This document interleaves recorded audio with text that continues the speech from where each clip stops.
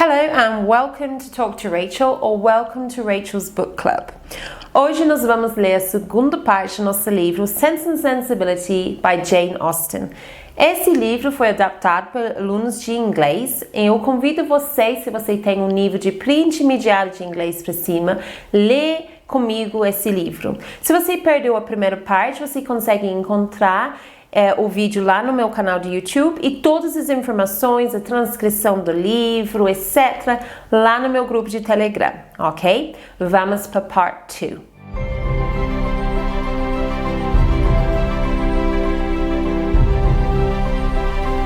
Part 2, Chapter 4. Marianne was very unhappy, but she also enjoyed her sadness a little. She did not sleep, eat or speak much. She cried a lot. She liked to walk around the park and think of Willoughby. She sang the songs that they sang together when he was there. She read again the books that they both enjoyed. One day, the three sisters were out walking along the road to Barton. A man on a horse was riding towards them. "It's Willoughby!" Marianne shouted. She started to run towards him. "No," called Eleanor. "It's somebody different." "Oh." It was Edward Ferrars. He was on his way to visit them, but he seemed uncomfortable with them. "Have you just arrived?" Marianne asked him. "No, I came 2 weeks ago," he answered. 2 weeks ago? Why didn't he come to see Eleanor then? "Did you visit Norland?" Eleanor asked. And why were Edward and Eleanor so cold together? Marianne asked herself. They were not like real lovers, not like her and Willoughby. "Yes, about a month ago." "How did it look?" Marianne asked him. "Oh, as it always looks in autumn, plenty of dead leaves everywhere." "Oh, those beautiful leaves," Marianne said. "Oh, I would love to see them again. Nobody there enjoys them." "Not everybody likes dead leaves," said Eleanor. "Well then, Edward, do you like the beautiful hills here?" asked Marianne. "Yes, but the roads at the bottom will get very dirty in the winter."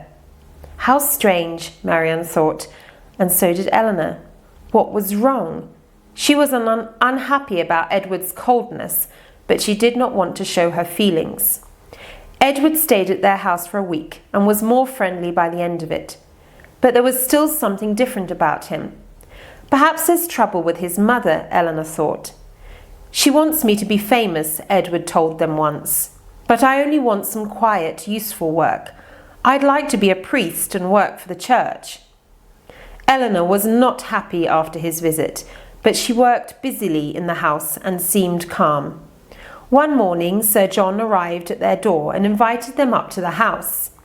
"Please come now," he asked them. "Come and meet 2 beautiful young lady visitors. You'll like them very much. They're 2 sisters, relatives of Mrs. Jennings." Miss Lucy Steele, the younger sister, was really quite pretty. The older Miss Steele was about 30. Her face was neither sensible nor pretty. They were playing with Lady Middleton's children. "John loves being a bad boy," said Lady Middleton happily. Her oldest child took Miss Steele's handkerchief and threw it out of the window. "And William is so playful." William was now biting the lady's finger. "Little Anna Maria," continued Lady Middleton lovingly. "She's always so quiet." Just then the little girl hit her head on the table and began to scream. The Miss Steeles gave her sweets and Lady Middleton took the crying child out of the room. "What fine, clever children," said Lucy Steele. "I don't like very quiet children." "Quiet children can sometimes be very pleasant," Eleanor replied. "Do you like Devon, Miss Dashwood?" said Miss Steele. "Did you want to leave Norland? There were some handsome and amusing young men there, weren't there?" "I'm sorry, but I really don't know," said Eleanor. She did not like the 2 sisters. Lucy Steele was not so free with her words as the older Miss Steele, but her face was not very honest. But the Miss Steeles liked the Miss Dashwoods, and Eleanor and Marianne now had to spend an hour or 2 with them nearly every day. During one dinner at Barton Park, Miss Steele said to Eleanor, "It's very good news about your sister, engaged so young and to a very handsome young man. Perhaps you will be lucky too soon, Or perhaps you already have a special friend. The secret escaped quickly from Sir John's lips. The letter F, he said. That's a very important letter for Eleanor. Everybody laughed. But who is it? Miss Steele asked. His name is Ferrars, and it's a great secret. He spoke into her ear, but everybody could hear. Oh, what a nice young man, said Miss Steele to Eleanor. I know him very well. Not very well, Lucy said quickly. We saw him once or twice at my uncle's. You know him? Eleanor asked. How interesting. But she could not find out anything more that evening. Then a few days later, she and Lucy were walking in the park together. Do you know Mrs. Ferrars? Lucy asked suddenly. What kind of woman is she? Fanny's mother? No, I've never met her. I want your advice, you see. But maybe she will soon be a relative of mine. Of yours? Eleanor said in surprise. Do you know her younger son then, Mr. Robert Ferrars? No, Lucy said. No, I speak of Edward Ferrars, the older brother.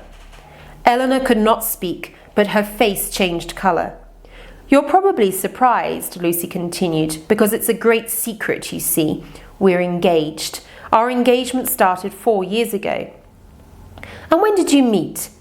Oh, we were only children then. Edward often stayed in my uncle's house. I'm so surprised, Eleanor said. Are we talking about the same Mr. Edward Ferrars? Here, look. Lucy took a small picture from her pocket. It was Edward's face. You will keep my secret, won't you? Said Lucy. Only you can advise me. I love him so much, but his mother is a difficult woman. I'm not rich enough for her. Edward and I are so unhappy. We can't meet often, and we can only write letters about twice a year. What can we do? I'm sorry, Eleanor said, but how can I help you? His mother won't give him any money. He was very unhappy on his last visit to Barton, wasn't he? Didn't you notice? Yes, we did. Eleanor, you seem cold. Have I said something wrong? It's very difficult for you both, and I'm sorry for you. Eleanor tried to speak calmly. Must we break our engagement? Tell me, Eleanor, must we wait for years like this? You have waited 4 years already. If Edward gets some money, we will be happy, I know it. Can you ask your brother? Would he give Edward the job of priest at the church in Norland? Eleanor felt sorry for Edward. Did he really love this young woman?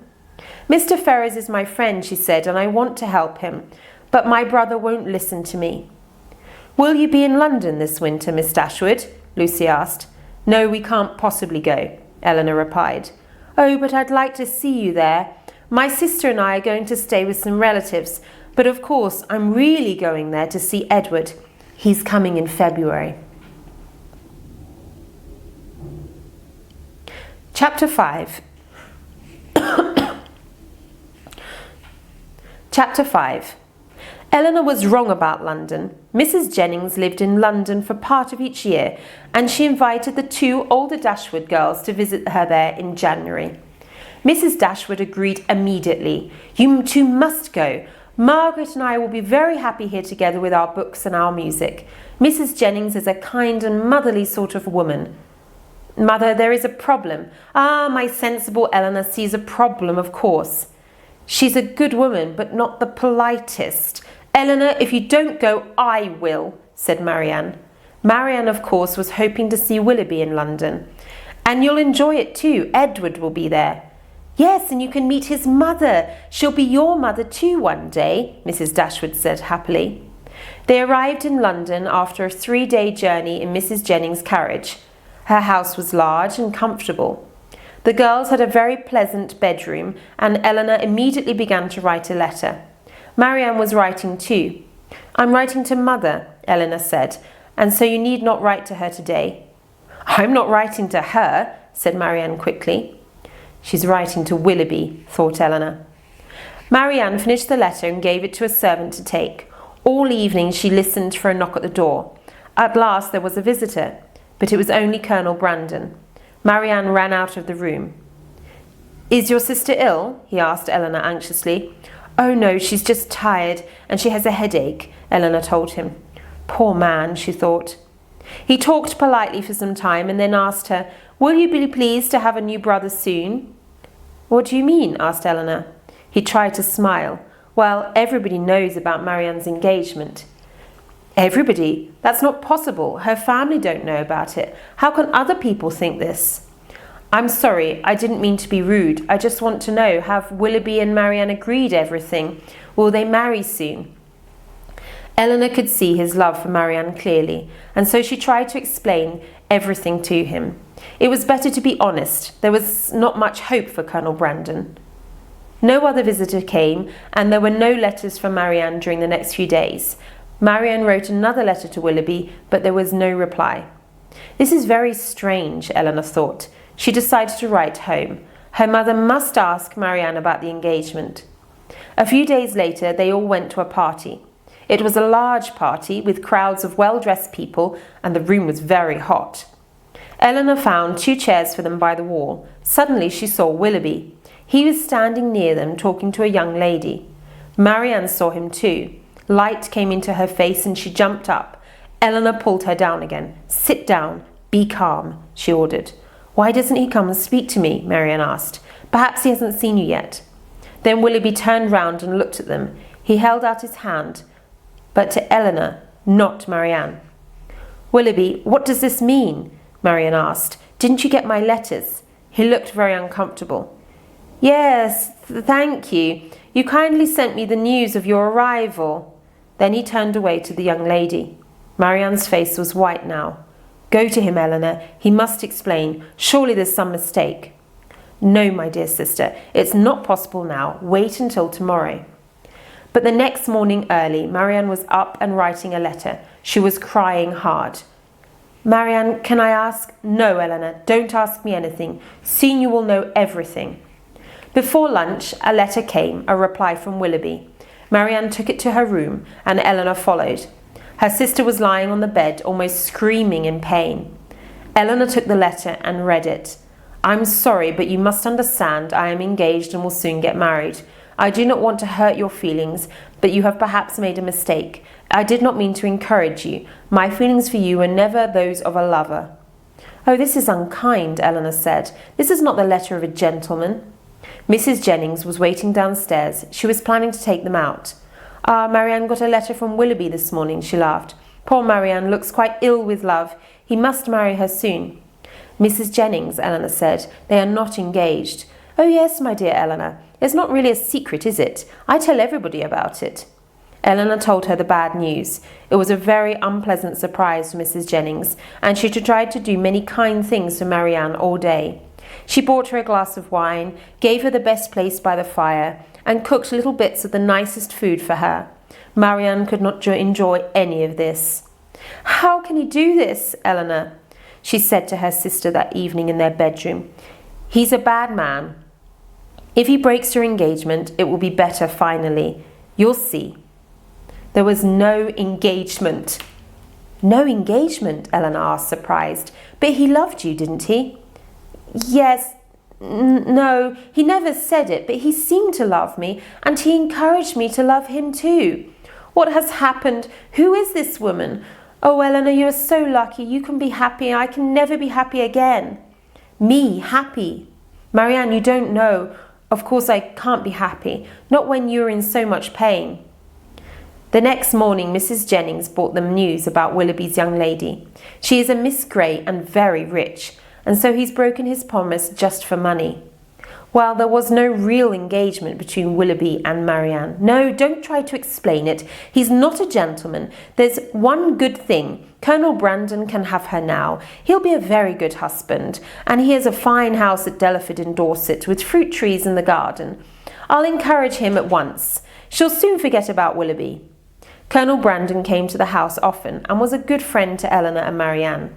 Marianne did not show any interest in him, but she was not unkind to him. She felt only her terrible pain. Soon Willoughby got married, and the news only made it worse. She wanted to leave London, but her mother didn't advise it. There was more to do in the city, Mrs. Dashwood wrote in her letter, and their brother John Dashwood was coming to town soon. They must see him. The Middletons were also in town. I shall never speak to Willoughby again, Sir John said. Lady Middleton was polite but a little cold, which was not unusual. In fact, Eleanor found this easier. Too many people were anxious about Marianne and talked about her all the time. And then the Miss Steeles arrived in London. You are in London then, Lucy said to Eleanor. I thought so. Eleanor understood her meaning very well, but said nothing. Então esse é o fim da nossa part 2, ok? Você pode acompanhar dentro do meu grupo de Telegram, tem a transcrição desses capítulos, ok? De 4 e 5. E você pode também ver o glossary de palavras difíceis. Vocês podem perguntar sobre qualquer palavra lá também.